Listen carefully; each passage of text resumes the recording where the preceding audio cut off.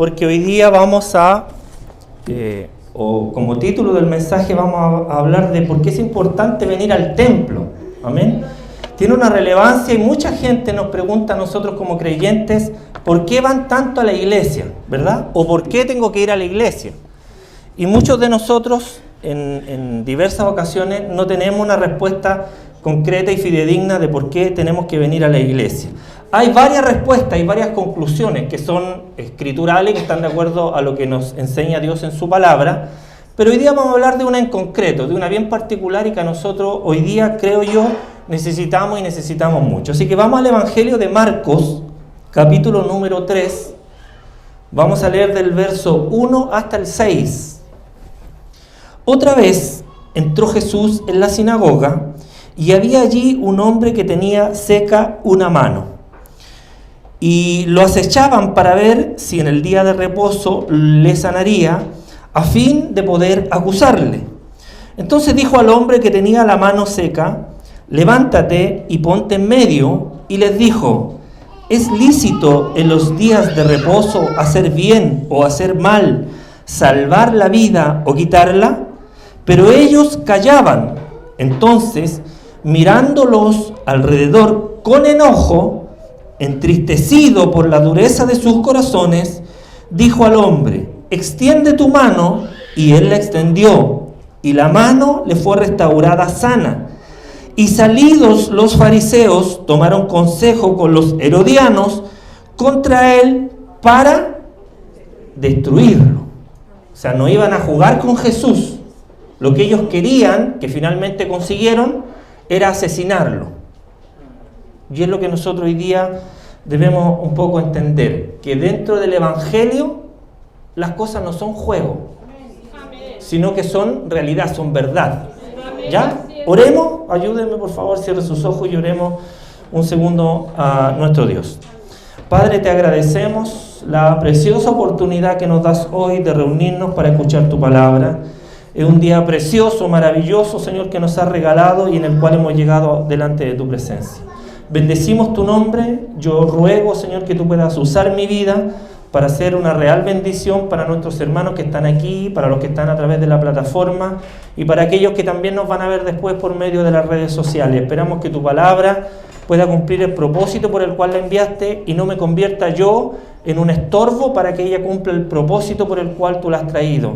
Evita, Señor, que salga de mi vida, de mis labios, cualquier palabra ofensiva, cualquier palabra que pueda provocar destrucción, considerando y entendiendo que la palabra de Dios, de acuerdo a lo que nos dice la Escritura, es para edificar, es para consolar y es para exhortar.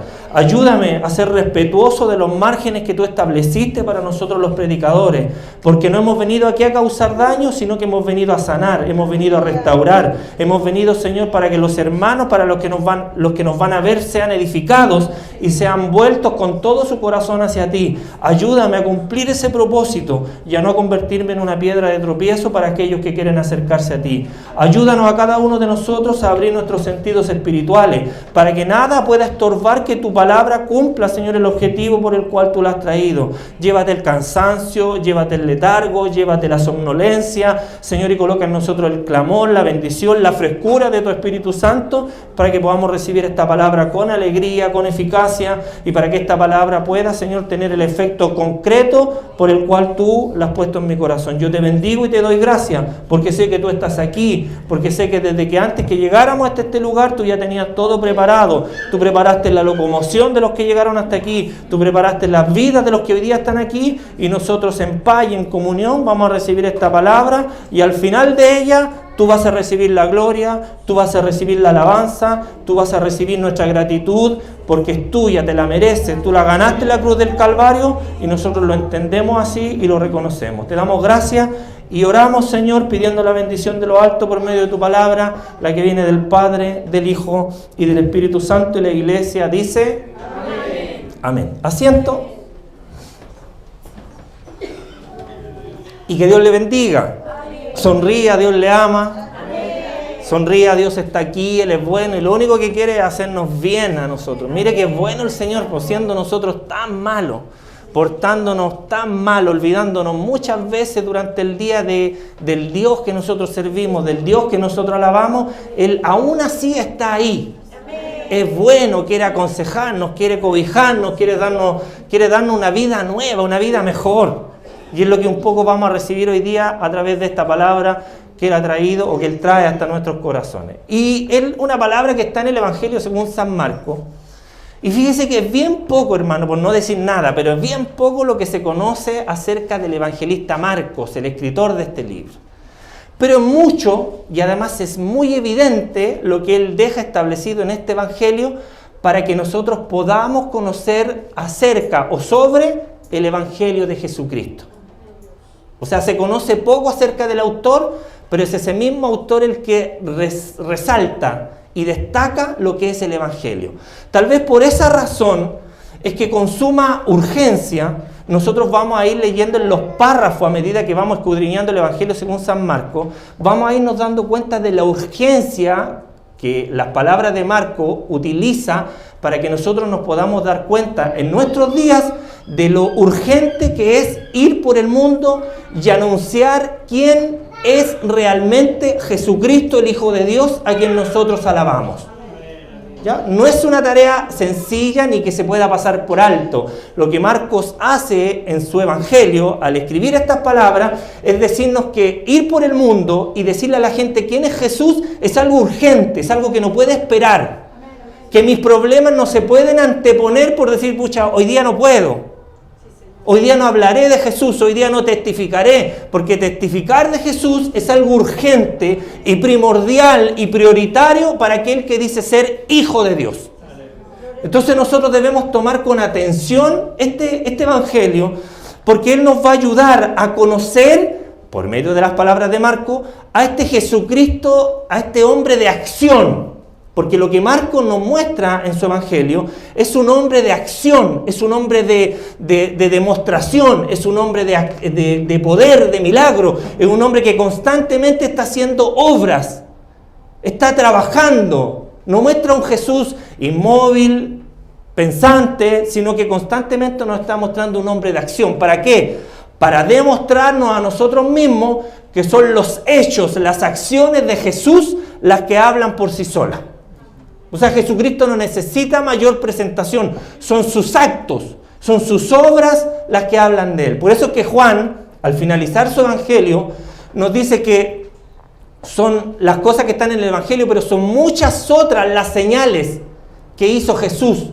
Y él exclama o nos advierte que ni en todos los libros del mundo se pueden escribir para demostrar la cantidad de obras y acciones que Jesucristo hizo en estos 3 años y fracción de ministerio que tuvo en esta tierra. O sea, no alcanzan los libros para manifestar, para demostrar lo que Jesús realmente realizó. Y en este capítulo 3 que nosotros leímos de Marcos, Él nos muestra precisamente a una persona, a un ser sobrenatural, a un hombre de acción, ¿ya? A un hombre que se mueve, a un hombre que no le va a importar el contexto en el cual esté, porque cuando hay una necesidad, a Dios no le va a importar nada. A Él lo único que le importa es accionar. Y nosotros vemos que el pasaje que nosotros leímos nuevamente o por segunda vez viene a traernos, ¿verdad?, esta controversia que se generaba en el día de reposo. En el pasaje anterior, en Marcos capítulo 2, nosotros podemos ver a Jesucristo afirmando, ¿verdad?, que en el día de reposo aún Él era el Señor del día de reposo. Ya había tenido una confrontación en el capítulo anterior. Y a los judíos que le escuchaban no les quedó ninguna otra alternativa o ninguna duda, ¿verdad?, de que Él estaba de cierta manera reclamándole la posición como Dios en relación con el día sábado o con el día de reposo, lo que les tuvo que resultar probablemente inaceptable o intolerable a los fariseos y a los judíos, porque el día de reposo para ellos era inquebrantable. O sea, nadie se podía meter con las tradiciones, con el día de reposo, porque en el día de reposo, según ellos, no se podía hacer nada. Ahora, en esta segunda parte, donde vuelve a confrontarse con los judíos, con los fariseos, sobre el día de reposo, la controversia tiene que ver con el propósito del día de reposo, y el Señor va a dejar sumamente claro que el sábado fue creado para el bienestar de los seres humanos Y por esa razón, cualquier interpretación de la ley que convirtiera el día de reposo en una carga para el hombre o que le impidiese, ¿verdad?, la manifestación de la misericordia divina hacia él, hacia el ser humano, estaba fuera de cualquier propósito original que Dios hubiese tenido al crear el día de reposo. El día de reposo fue creado por causa del hombre, para el bienestar del ser humano, para que el ser humano reposara, para que el ser humano semanalmente tuviese un día para descansar. Pero cuando ese día se convierte en una carga, cuando ese día se convierte en un problema, hay que tener cuidado. Cuando las tradiciones dejan de ser beneficiosas para nosotros y se convierten en un problema, nosotros tenemos que empezar a tener cuidado con la clase de evangelio que estamos llevando, porque probablemente nos estamos yendo a una vereda, a un costado del legalismo y de tradiciones que lo único que hacen es traer problemas y cargas al ser humano. Y la palabra de Dios nos dice que su evangelio no es gravoso, o sea, no es algo que a nosotros nos va a cargar, no es algo que a nosotros nos va a problemar, no es algo que a nosotros nos debiera complejar. El evangelio es algo que a nosotros nos tiene que traer libertad. Amén. Lo que Dios creó es para nuestro bienestar, es para que nosotros disfrutemos, es para que nosotros podamos tener una mejor vida, no para traernos complejidad. Amén. En este contexto que yo le acabo de mencionar, es donde entra en escena un hombre discapacitado, un hombre inválido, ¿ya? Pero tenemos nosotros que pensar por un momento, por unos minutos o por unos segundos, en este hombre que estaba enfermo. ¿Hay alguien que aquí haya llegado enfermo? Nosotros vamos a pensar por un momento en los que están enfermos. Por supuesto, vamos a mirar a este hombre que está en la Escritura, pero también vamos a pensar en los demás, en los que están enfermos. Marcos nos dice que este hombre tenía una mano seca. Y Lucas, en su evangelio, que es un evangelio sinóptico, o sea, similar, añade un detalle mucho más importante acerca de este mismo varón. En Lucas capítulo 6, verso 6, dice que este hombre de la mano seca, la mano que tenía enferma era la mano derecha. ¿Ya? Es importante este detalle, porque nosotros podemos de esa manera ir imaginando cuál era la condición de ese hombre sin hacer demasiado esfuerzo. Imagínese usted una mano derecha, que la mayoría de nosotros somos personas diestras. Imagínese lo que significa tener una mano derecha incapacitada. O sea, prácticamente perdemos la mitad o mucho más de nuestra movilidad, porque es con la mano derecha con la que nosotros habitualmente realizamos nuestras acciones. Y en esa época hay que sumarle más problemas, porque por lo menos en nuestro país, en nuestro contexto, las personas discapacitadas de cierta manera tratan de ser protegidas por el Estado, ¿verdad? Se les reserva estacionamientos especiales en ciertos lugares, se les otorgan pensiones de gracia o de invalidez por tener una discapacidad. De cierta manera, no es lo que todos esperáramos, quisiéramos mucho más de ayuda a los discapacitados, pero se les reconoce su condición, se les cuida, se les trata de proteger como Estado, digo yo. Pero nos encontramos con más problemas en la antigüedad, estamos hablando hace 2000 años atrás, nos encontramos que en esa época nosotros tenemos que posicionarnos en aquel contexto y pensar qué es lo que podría hacer un hombre en esa condición en el contexto de trabajo. ¿Qué era lo que iba a hacer un hombre en esa condición? ¿Cómo iba a utilizar su mano para trabajar? Recordemos que era mucho trabajo de carpintería, mucho trabajo tal vez agrícola, mucho trabajo de esfuerzo físico. Mucho trabajo que realizar con su propio cuerpo, con su propio esfuerzo. Entonces, ¿cómo afectaría esa enfermedad no solo su trabajo, sino que todas las áreas de su vida? ¿Cómo creemos nosotros que podría afectar esa enfermedad a aquel hombre? Era algo grave. Era algo complejo, era algo que limitaba mucho la vida y la relación de las personas. Por su situación, viene a ser buena la ilustración del hombre pecador que no se puede ayudar a sí mismo, o sea, con la ilustración del hombre de la mano seca, y que se muestra torpe aún para hacer las cosas más simples de la vida. O sea, el hombre pecador tiene que reconocer que es incapaz, es un inválido en sentido figurado, porque al tener esa carga, esa frustración, esa enfermedad, no puede, de cierta manera, por sus propios medios, acercarse a Dios. Eso ocurre con el pecado. ¿Por qué? Porque el pecado nos separa de Dios. La enfermedad física nos separa del trabajo, nos separa de las oportunidades, porque usted, una persona discapacitada, cuando va a buscar un trabajo, ¿qué es lo que ven en el trabajo? Ven la discapacidad y le dicen, mire, lo vamos a llamar, y seguramente esas personas jamás los terminan llamando. Y les cuesta más que a cualquier persona encontrar un trabajo, poder desenvolverse por sí solas. ¿Por qué? Porque la gente tiende a apartarse de aquellas personas, porque tienden a creer que personas discapacitadas es sinónimo a personas con problemas. El pecado causa lo mismo, pero para con Dios. Cuando nosotros estamos en pecado, nos convertimos o eso nos provoca una inutilidad para poder acercarnos de manera más fluida para con Dios. Por eso es que el pecado es grave, por eso es que nosotros no podemos presentarnos delante de Dios con pecados sin reconocerlos, sin decirle a Dios nuestra condición, sin pedir perdón, sin buscar reconciliación. No podemos venir a congregarnos así como si nada, llegamos, cantamos, escuchamos, nos vamos, tiramos una ofrendita y nos vamos. No funciona así. Nosotros venimos a este lugar con un propósito, y ese propósito es de poder limpiar nuestras vidas, de nuestra manera de vivir, y por medio de la palabra ir buscando opciones para apartarnos del pecado y para vivir más como quiere Dios. Bueno, surge una pregunta entonces, de todo lo que yo le acabo de mencionar y de todo este contexto que he hecho de introducción. ¿Cuál era el propósito? ¿Por qué este hombre enfermo se le ocurre ir a la sinagoga en el día de reposo?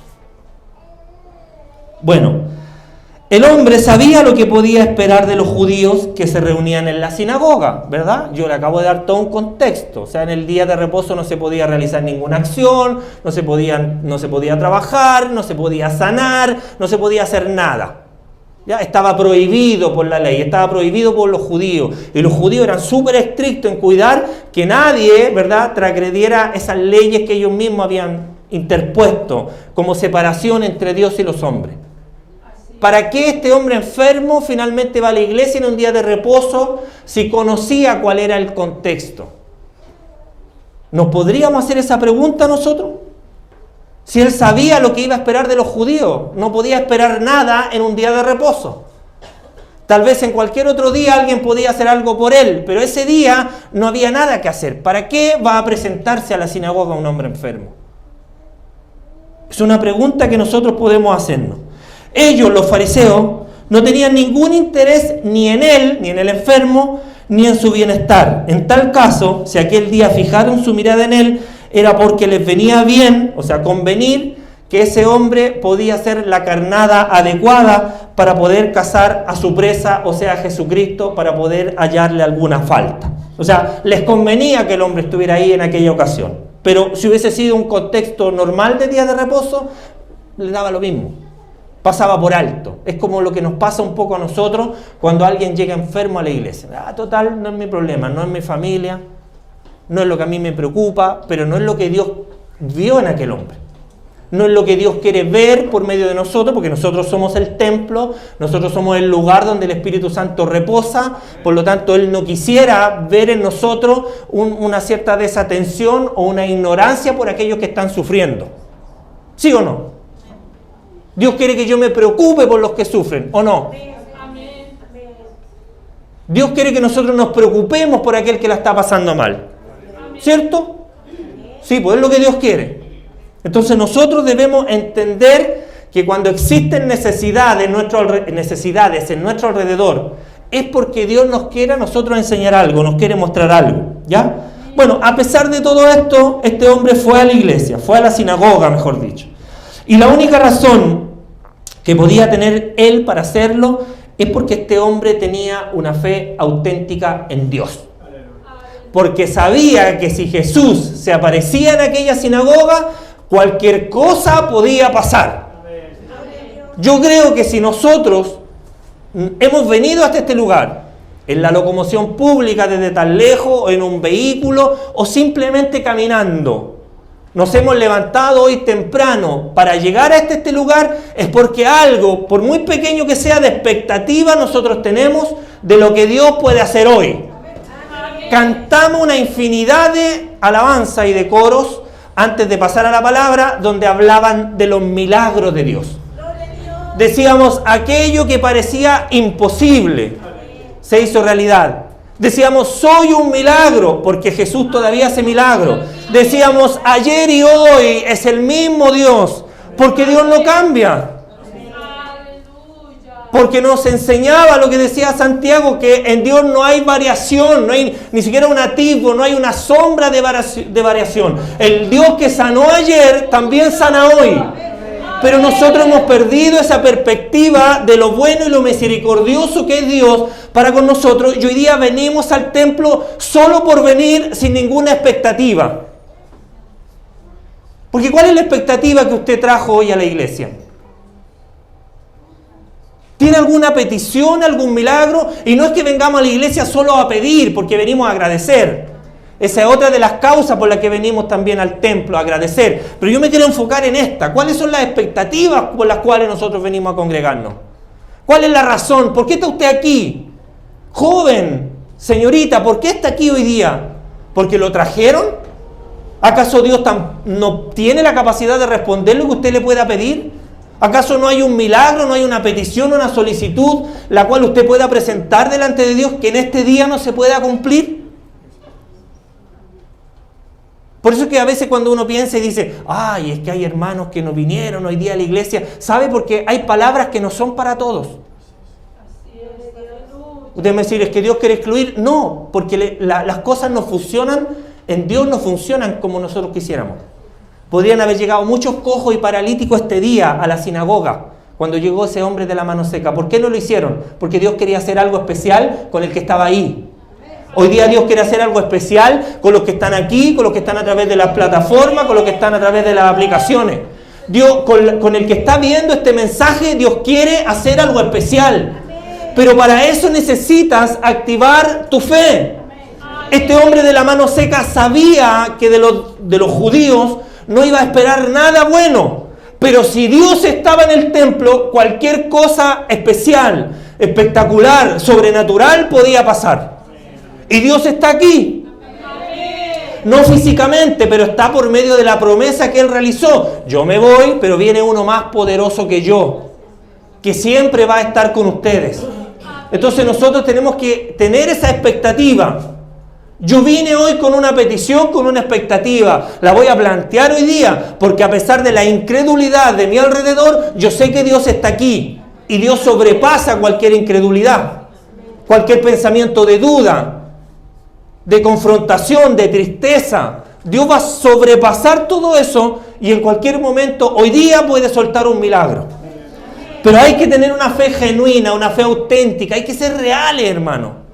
Hay que utilizar nuestras propias palabras. Yo a veces pienso mucho. Yo digo, ¿por qué todos tenemos que ser iguales si Dios se preocupó de crearnos a todos diferentes? ¿Por qué otro tiene que venir a predicar igual que yo tengo que venir a predicar igual que otro? ¿Por qué yo tengo que hacer mi trabajo en la portería igual como lo hacen todos? Llegan los hermanos, ¿cómo le va? Todos iguales. No hay ningún cambio, no hay ninguna sorpresa. Y Dios es auténtico, decía el devocional, que Él renueva sus misericordias. Todos los días Él hace cosas nuevas. Él está preocupado de nosotros. ¿Por qué todos tenemos que ser iguales? ¿Por qué tenemos que todos venir acá? Y esto es una crítica, pero espero que la tomemos de manera constructiva, no para ofender, sino para construir, para que nosotros pensemos. ¿Por qué todos tenemos que venir aquí? Padre, y te damos gracias por la ofrenda, porque tú has sido bueno y nos has ayudado siempre a todos nosotros. ¿Por qué alguien no puede venir aquí y decir, Señor, yo no tenía nada y tú me diste todo? ¿Por qué no puede haber originalidad, autenticidad de cómo nosotros somos, de cómo Dios nos creó para poder servirle a Dios? Por eso que la iglesia se transforma en una monotonía y la gente no quiere venir. Los jóvenes se aburren porque siempre es lo mismo, po. Partimos el culto, oramos, cantamos, oración, ofrenda, devocional, palabra. Insisto, esta es una crítica, pero constructiva para todos nosotros, yo me incluyo. Porque uno debe estar buscando constantemente ser original para Dios. Porque así como Él renueva, o sea, hace nueva, una cosa nueva, todos los días por nosotros, yo también debiera ser auténtico y todos los días presentar algo nuevo para el Señor. Igual que en una relación de pareja, igual que en una relación matrimonial. ¿Por qué se quiebran las relaciones matrimoniales? Porque la mujer le dice al hombre, no, que tú nunca te preocupáis de mí, tú te dedicáis solo a trabajar. Y el hombre dice, bueno, pero si trabajo para darte a ti. Bueno, no buscan cosas distintas, cosas diferentes. En el matrimonio siempre tiene que haber algo nuevo, algo novedoso, algo que atraiga, que conquiste, que los mantenga atentos, que los mantenga juntos, felices, con algo distinto, con algo renovado, con algo nuevo. A veces el hombre dice, yo esperaría llegar a mi casa y ver a mi señora arregladita, y la señora le dice, ¿y qué voy a estar arreglada si estoy todo el día cuidando a los niños, haciendo aseo, y tú querés que te espere arreglar? Y eso pasa, y se quiebran las relaciones. Y nuestra relación con Dios, ¿por qué se quiebra? No porque Dios sea el mismo. No porque Dios todos los días nos dé lo mismo, nos dé arroz con huevo. No, porque Dios todos los días hace cosas nuevas. ¿Pero qué quiebra la relación con Él? Mi incapacidad, mi discapacidad, mi invalidez de no tener la capacidad de usar todos mis sentidos para llevar todos los días una ofrenda nueva y agradable delante de Dios. Este hombre tenía una fe auténtica, insisto. ¿Cómo está nuestra fe? ¿Cómo está nuestra autenticidad para con Dios? ¿No estará Dios un poco cabreado de lo que nosotros llevamos todos los días a su presencia? ¿No estará Dios un poco lateado, hastiado de que nosotros traigamos siempre las mismas oraciones? De que traigamos siempre las mismas ofrendas, siempre la misma oración, siempre los mismos cánticos, siempre lo mismo, porque no tenemos la capacidad de ser auténtico, de ser genuino, de traer una fe real. A veces se van presentando problemáticas en la vida para que nosotros reaccionemos y le digamos, Señor, yo hoy día necesito algo nuevo. Señor, hoy día este problema es más difícil que yo, es más fuerte que yo. Yo hoy día necesito presentarme delante de ti con una ofrenda nueva, no con el típico ayunito que andamos así, que nos vamos a morir, que la oración, no, salir con algo nuevo. No sé, bueno, ocurrirse tantas cosas. Quedarme solo en mi casa, hacer un altar en mi casa para adorar a Dios, levantarme en la mañana y leer un devocional, no sé, hacer algo distinto, algo nuevo para llamar la atención de Dios. Si estas cosas que nos aburren a nosotros y que hacen que la gente no quiera estar aquí, son las mismas cosas que aburren a Dios. No por eso vamos a dejar de ser sus hijos, seguimos siendo sus hijos, pero todas las mañanas la misma oración. Señor, ayúdame, acompáñame, cuida a mi familia, voy al trabajo, espero que tú me lleves y me traigas. Listo, y se terminó. Y todos los días lo mismo. Necesitamos autenticidad, necesitamos venir hasta este lugar con una devoción distinta. Venimos al templo para buscar algo distinto. Los problemas, hermanos, las dificultades y las pruebas no son casualidad, son para hacernos remecer a nosotros y para que de cierta manera hagamos que la mano de Dios pueda moverse en nuestro favor. Los problemas no están ahí para que tú y yo nos apartemos de Dios y nos alejemos, sino que los problemas se presentan para que nosotros entendamos de que necesitamos movernos de una manera distinta para buscar el favor de Dios. ¿Se entiende o no? Cuando Dios poda, cuando Dios realiza la poda, cuando Dios limpia el árbol, es para que ese árbol pueda llevar más fruto. Los problemas que se presentan en la vida son para que nosotros nos acerquemos a Dios con una fe auténtica y por medio de esa fe y sobrepasar esas pruebas, nosotros podamos tener frutos nuevos. Para que yo le pueda decir a mi hermano que está sufriendo al lado, ¿sabe? Yo también pasé por lo mismo. Pero yo me acerqué a Dios, busqué de Dios y Él me oyó. Y escuchó mi oración y estuvo conmigo. Y cuando yo lloraba, Él también se afligía conmigo. Entonces son esas cosas básicas que nosotros olvidamos del Evangelio. ¿Para qué venimos hoy al templo? ¿Para que yo le pueda dar una lista al pastor de los que hoy día vinieron? No me acuerdo ni los que vinieron el miércoles. Tampoco me voy a acordar de los que vinieron hoy día. Pero hay alguien que sí sabe que tú viniste. Y sabe con la intención que tú viniste y con la intención que yo vine. Y es esa intención la que Él va a colocar en la balanza y la que finalmente va a llevar a que Él haga o no, actúe o no a nuestro favor. Ese, hermano, es un buen ejemplo para nosotros. Porque muchas veces podemos sentirnos desanimados para ir a la iglesia. Porque el ambiente o tal vez las personas no son de nuestro agrado. ¿Verdad? ¿Cuántos dicen amén? ¿A cuántos no les agradan los que a veces vienen? A cualquiera, pues a lo mejor a usted ni siquiera le agrado yo. Pero ¿por qué venimos a la iglesia? Bueno, en esa circunstancia es preciso recordar que nosotros venimos hasta este lugar porque en primer lugar queremos encontrarnos con Dios. ¿Cuántos dicen amén? Y ofrecerle nuestra adoración. ¿Cuántos vienen a traer esa ofrenda? Y en ese sentido nos puede resultar útil recordar, hermano, el caso de Ana. ¿Se recuerda usted la mujer del Cana que aparece ahí en Primera de Samuel, capítulo número 1 y capítulo número 2? ¿Se acuerda de ella? Para ella, hermano, era un verdadero suplicio, era una carga, era un problema ir todos los años hacia el palacio que se ubicaba en Silo para adorar y ofrecer sacrificios a Dios. Para esa mujer era un suplicio ir a la iglesia. Samuel, Primera de Samuel, capítulo 1 y capítulo 2, era un suplicio, una carga, un martirio ir a la iglesia. Que es lo que a veces se transforma en ir a la iglesia para nosotros.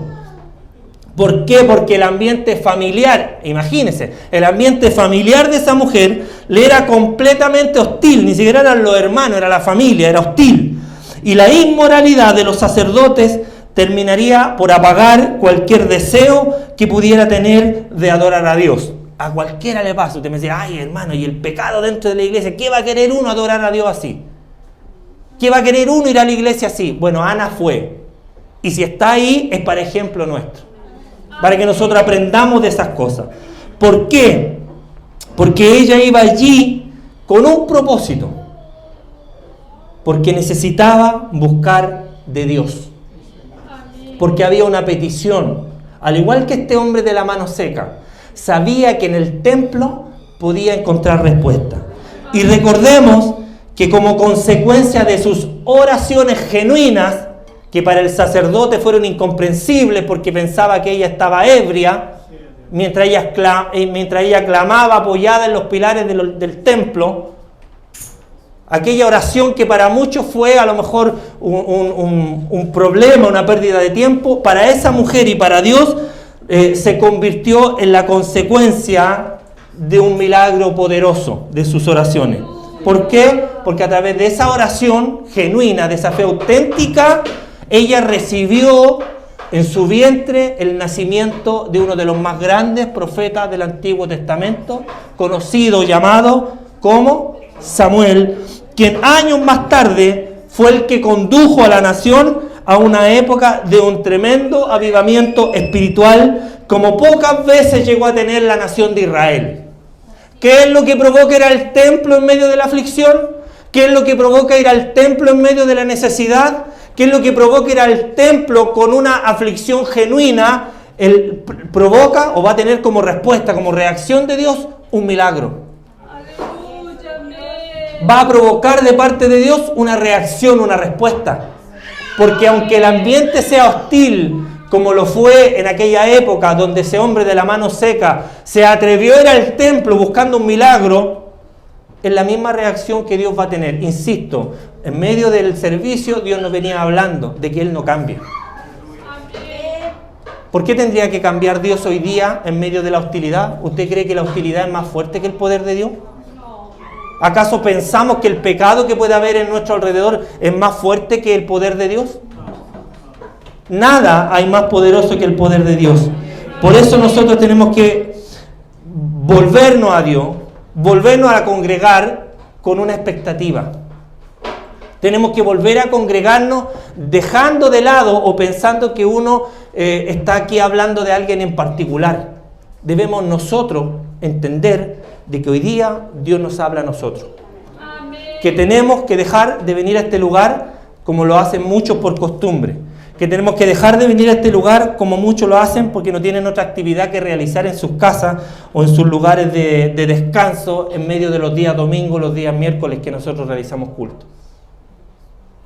Es importante, hermano, que nosotros entendamos, como dijo Jacob en Génesis capítulo número 28, ciertamente Dios está en este lugar. Él lo aseguró en el verso 16 y 17. Jacob dijo, ciertamente Dios está en este lugar. ¿Cuántos de nosotros creemos que Dios está en este lugar? Entonces repita conmigo, ciertamente Dios está en este lugar. Jacob lo sabía, ¿usted lo sabe? Yo lo sé, tengo la seguridad de que Dios está aquí. Y si Dios está aquí, ¿qué importa lo que estén pensando los demás o lo que estén pasando los demás? ¿Qué importa la hostilidad de alrededor? ¿Qué importa lo que esté pasando en mi contexto si yo aquí vengo a buscar de Dios como lo hizo ese hombre de la mano seca? ¿Usted cree que no tuvo temor de los judíos, de los fariseos que estaban ahí? Por supuesto, si lo podían matar. Si el día de reposo era inquebrantable. Como son inquebrantables muchas cosas en las congregaciones. Y que usted no puede adorar así. Y que usted no puede cantar así. Usted no puede mirar así. De esa manera no se adora a Dios. Pero ¿sabe lo que está buscando Dios? Gente genuina. Adoradores fieles. Adoradores auténticos. Que tengan la capacidad de ser genuinos para la hora de adorar a Dios. ¿Usted cree que a David le importó cuando salió a adorar el despojarse de sus vestimentas reales para adorar a Dios? La gente dijo, ese está loco, miren el ridículo que anda haciendo. ¿Cómo lo miró el Señor? Como una ofrenda agradable. Por eso usted tiene que, cuando venga a congregarse, dejar de mirar el contexto, dejar de mirar la hostilidad, dejar de mirar cómo se comportan los demás y cerrar sus ojos y venir a la iglesia a mirar al blanco perfecto. Venir a la iglesia a mirar a Jesucristo, venir a la iglesia a buscar su rostro, venir a la iglesia a reconciliarse con Él, porque sabe que en medio del templo, cuando Dios está, las cosas son distintas y cualquier cosa positiva puede pasar. Este es un llamado a la acción, por eso es que es tan importante que yo haya tomado el Evangelio de Marco para este pasaje, estando en los otros evangelios. Porque Marco está mostrando constantemente a ese Dios que actúa, a ese Dios que no espera, a ese Dios que tiene compasión, a ese Dios que no le importa nada por ir a rescatar una oveja perdida. No le interesa dejar las 99 para ir a buscar a la que está perdida. No le interesa lo que esté ocurriendo dentro de un templo. Lo único que le interesa es encontrar corazones fieles que quieran de verdad recibir un milagro. ¿Sabe? No existe ninguna otra condición, ningún otro requisito para que usted y yo podamos recibir un milagro, una respuesta de parte de Dios. Active su fe, tenga una fe auténtica. Escuche la voz de Dios, no se haga el desentendido, no se haga el sordo. Dios le dice, hombre, levántate, ven. Y es lo que Dios muchas veces nos dice, levántate, ven. Y la gente dice, no, pero si aquí Dios puede hacer lo mismo que va a hacer allá adelante. ¿Para qué tengo que ir allá adelante? Porque necesitamos nosotros dar actos, pasos de fe.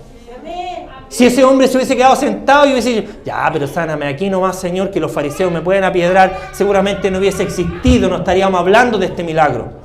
Porque cuando Dios habla realmente, el que quiere escuchar, el que quiere recibir de Dios, obedece.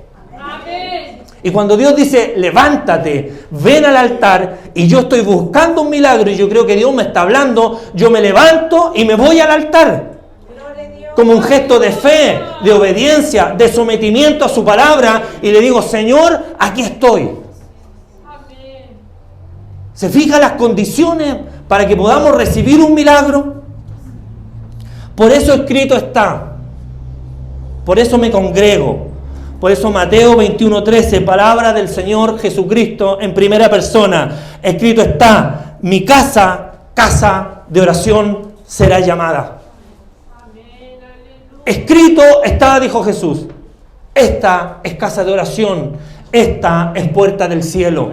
Y cuando yo vengo aquí, estoy viniendo directamente a las puertas del cielo para golpear y esperar un milagro de parte de la puerta, de parte de Jesucristo, de parte de la vida. Yo soy la puerta y el que por mí, el que golpeare, se le abrirá. Y el que por esa puerta entrare va a encontrar vida eterna, va a encontrar sanidad, va a encontrar salvación. No venimos a la iglesia a perder el tiempo, a mirar a los demás, cómo vienen, cómo se visten. Hermanos, tenemos que entender de que el tiempo es valioso, pero también es escaso. Por eso es que es valioso, porque cuando las cosas son escasas, se vuelven más valiosas. ¿Cierto? En economía pasa eso, po. La demanda. Mayor demanda, más cara la cosa. O sea, el tiempo es escaso, por eso es que es valioso. Y cuando venimos aquí no podemos venir a perder el tiempo. tenemos que venir con una necesidad, con un requerimiento. Tal vez por eso pasamos por necesidades, porque Dios quiere que activemos nuestra fe y nos volvamos en personas más auténticas, más genuinas para con Dios. Que no nos importe el contexto, que no nos importe nuestro desánimo, nuestra preocupación, nuestros miedos, sino que vengamos a la casa del Señor con un propósito, buscando algo de parte de Dios, porque eso nos va a hacer crecer y nos va a hacer tener respuesta de parte de nuestro Señor. Yo le invito, póngase por favor de pie.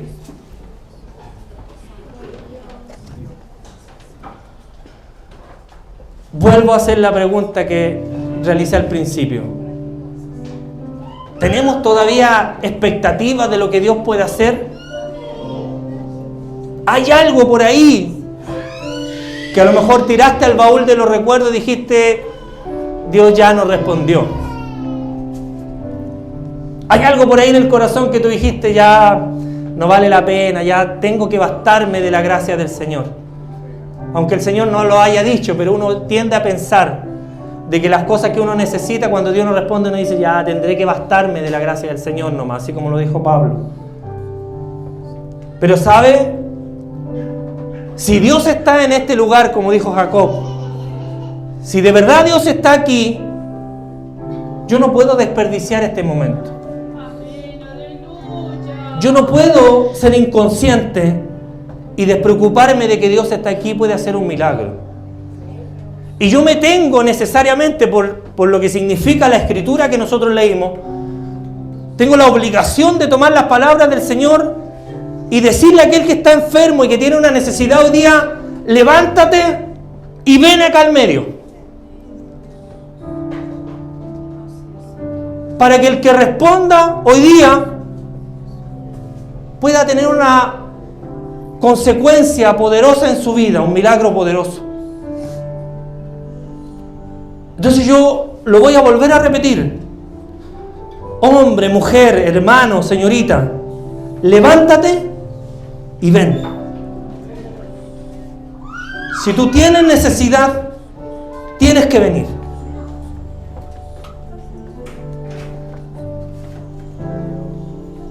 Porque hay necesidad en nuestras vidas. Hay necesidad en nuestras vidas. Y necesitamos encontrar una respuesta de Dios, un milagro. Y Dios lo tiene que hacer si Dios es bueno. Si Él no nos trajo esta palabra porque sí, porque no había otra cosa que predicar. No, porque Dios sabe de qué tenemos nosotros necesidad. Entonces hoy día, si tú necesitas algo de Dios para ti, para tu propio bienestar, o para tu familia, o para tus hijos, o para tu amigo, por tu trabajo, lo que tú necesitas hoy día, Dios te está diciendo, levántate y ven, porque hoy es el tiempo de creer de que Dios puede hacer un milagro. Hoy día vamos a creer que Dios puede hacer un milagro. Hermano, escúchame, hoy día vamos a creer que Dios puede hacer un milagro. Hoy día vamos a creer, vamos a tener fe que Dios puede hacer un milagro. Y usted me va a ayudar a orar. Usted me va a ayudar a clamar porque Dios está aquí. El Dios de Jacob, el mismo Dios de ayer que sanó a los paralíticos. El mismo Dios de ayer que cuando un hombre se le acercó y le dijo, mi hija está muriendo, el Señor le dijo, devuélvete a la casa porque tu hija vive. Ese mismo Dios está aquí y hoy día te quiere decir a ti y a mí que tú tienes que volver a tu casa hoy día con una esperanza. Porque algo nuevo, algo novedoso va a venir sobre tu vida. Porque este nuevo año 2023 nosotros lo vamos a comenzar en victoria. Lo vamos a comenzar en ganancia, con una nueva vida, con una nueva forma de pensar, de vivir la realidad. Porque Dios nos ha cambiado. Porque Dios nos ha mudado, porque Dios está aquí. Padre, estos son tus hijos, Señor. Yo tengo la seguridad en mi corazón de que cada uno de ellos tiene su nombre inscrito en el libro de la vida. De eso no tenemos duda, Señor. Por eso están aquí. Pero en cada uno de ellos, Señor, hay una necesidad, una petición. Que erradamente nosotros como iglesia no hemos sido capaces de darnos cuenta. No hemos querido abrir nuestros ojos para darnos cuenta de que hay hermanos que hoy día están sufriendo. Pero como tú lo conoces todo, pero como tú conoces nuestra condición, te moviste a misericordia y trajiste una palabra para recordarles a cada uno de ellos, Señor, de que tú eres más poderoso que cualquier hostilidad que pueda ocurrir en nuestros medios. De que tú eres más poderoso que cualquier problema, dificultad o que cualquier cosa que puedan pensar o creer los demás de nosotros mismos. Aquí están tus hijos, Señor, para que tú los puedas hacer a ellos realmente libres. Porque a quien tú libertaras, tú dijiste en tu palabra que sería realmente libre. Nosotros queremos que tú los libertes para que ellos puedan incrementar su fe, para que ellos puedan tener esperanza, para que por medio de esa fe genuina puedan alcanzar un milagro, para que el venir hasta aquí adelante no sea solamente avanzar un par de pasos y arrodillarse ante un altar de madera que no tiene ningún poder, Señor, ni efecto sobre el ser humano, sino que la acción que ellos realizaron, Señor, tenga la capacidad de conmoverte, Señor. Tenga la capacidad de hallar en ti compasión, si tuviste tantas veces compasión por aquellos que sufrían. Tuviste compasión de Ana, Señor, que se afirmaba en los pilares del templo y pedía y clamaba por un hijo, Señor.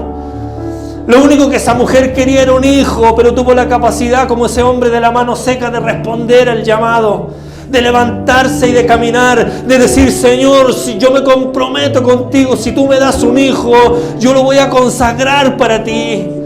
Señor, si tú me das un trabajo, si tú me das un milagro, si tú me das una respuesta de sanidad, yo me voy a consagrar más que nunca a ti. Y tú tienes que cumplir esas promesas. Señor, si tú traes mi familia, si tú traes mis hijos, si tú traes a mi compañero, si tú conviertes a mi esposo, a mi esposa, Señor, yo realmente me voy a consagrar más para ti. No sé, pero algo tienes que hacer tú, algo tienes que decirle a Dios ahí en la intimidad, donde Él te está escuchando y te está abrazando ahora. Algo tienes que hacer para que Él se conmueva de ti. Pedir perdón, decirle que nos hemos equivocado en nuestra manera de conducirnos en el Evangelio, porque cual fariseo nos hemos encargado de poner cargas sobre otros que nosotros no somos capaces de llevar. Señor, ayúdanos a ser libres, pero rogamos, Señor, como esos ciegos al costado del camino: Jesús, Hijo de David, Hijo de Dios, ten misericordia de nosotros, Señor. No te podemos ver igual como lo hicieron esos ciegos al costado del camino, pero sabe, logramos sentir tu paso en medio de la iglesia. Nuestros ojos no te alcanzan a ver, Jesús, pero logramos entender de que tú estás caminando por aquí. Si esas pisadas que están aquí en medio son las tuyas, Señor. Jesús, tú estás pasando por aquí, esas pisadas son las tuyas, Dios. Señor, queremos recobrar la vista, Señor. Queremos recobrar la autenticidad, Señor. Queremos recobrar la originalidad para servirte, para alabarte, para poner a tu disposición todo lo que tenemos, todo lo que tú nos has dado, Señor. Nuestros dones, nuestros servicios, nuestros talentos. Oh Jesús, Hijo de David, no te podemos ver, pero te suplicamos que te vuelvas a nosotros. Nuestras extremidades espirituales están secas. Nuestra vida espiritual se está secando, no nos podemos mover. Pero así como lo hiciste en el día de reposo, Señor, hoy día nos hemos levantado, nos hemos puesto en medio para que tú hagas un milagro en nosotros, para que te glorifiques en medio de la iglesia. Señor, de verdad no te podemos ver, pero con la misma seguridad que Jacob exclamó esas palabras, nosotros hoy día tenemos que decir: sí, tú estás aquí, Señor. Haz un milagro, sé propicio a mí que soy pecador. Haz un milagro, Señor, y que al volver a mi casa, como aquel centurión, yo pueda ver un milagro, porque en este día he activado mi fe. Bendecimos al Señor.